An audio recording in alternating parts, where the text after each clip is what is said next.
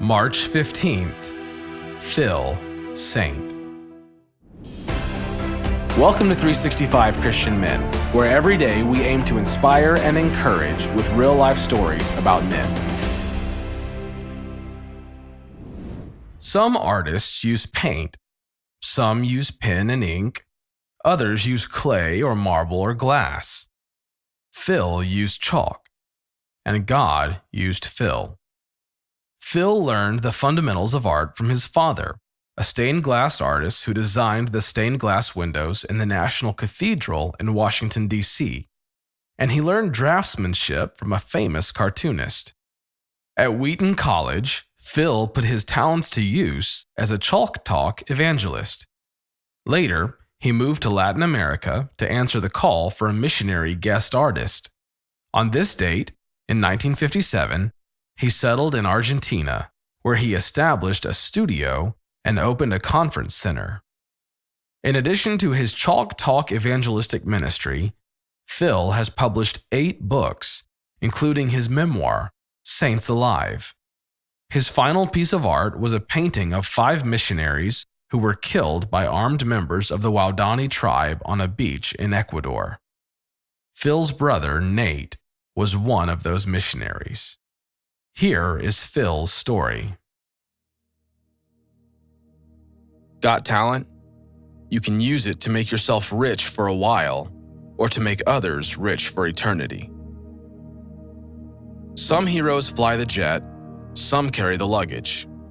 For Phil Saint, as long as it was God who guided his life, Phil was happy. As an artist, evangelist, missionary, and the guy who literally carried the luggage, God used Phil in a variety of ways, which made him every man's hero.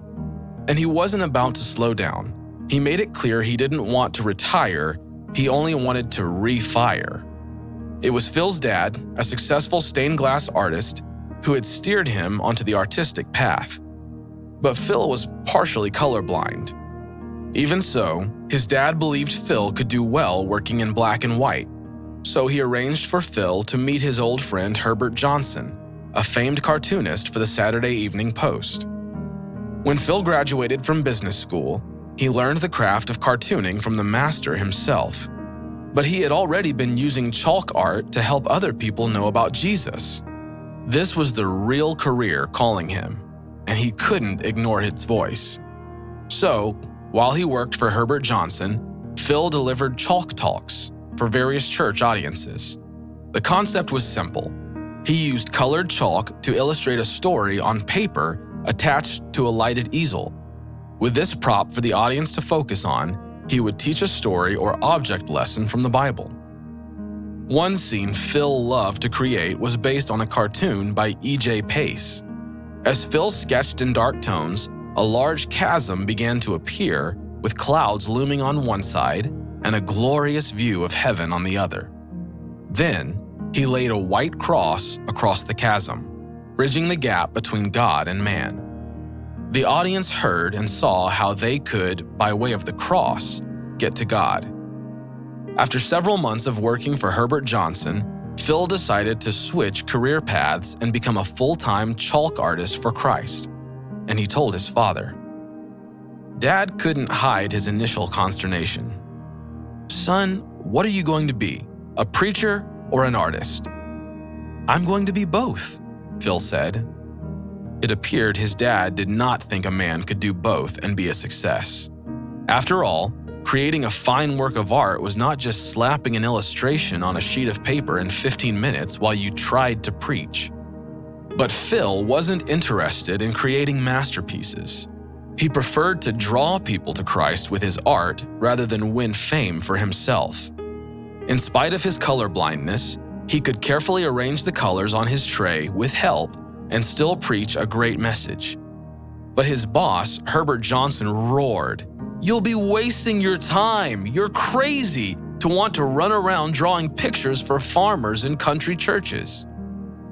Shaken but undeterred, Phil went ahead with his plan to become a chalk talk artist.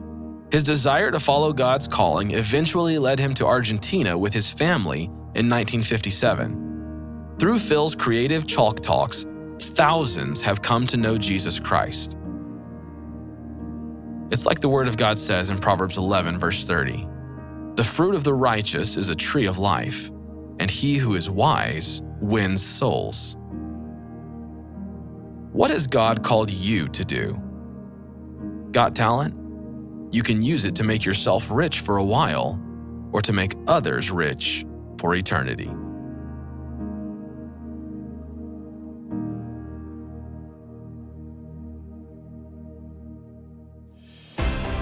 Thank you for listening to today's story. Every day of the year, our hope is to inspire you with real-life stories of faithful men who have gone before us. Hebrews 12:1 says, "Therefore, since we are surrounded by so great a cloud of witnesses, let us lay aside every weight and the sin that so easily ensnares us. Let us run with endurance the race that is set before us." Join us tomorrow for another story at 365christianmen.com.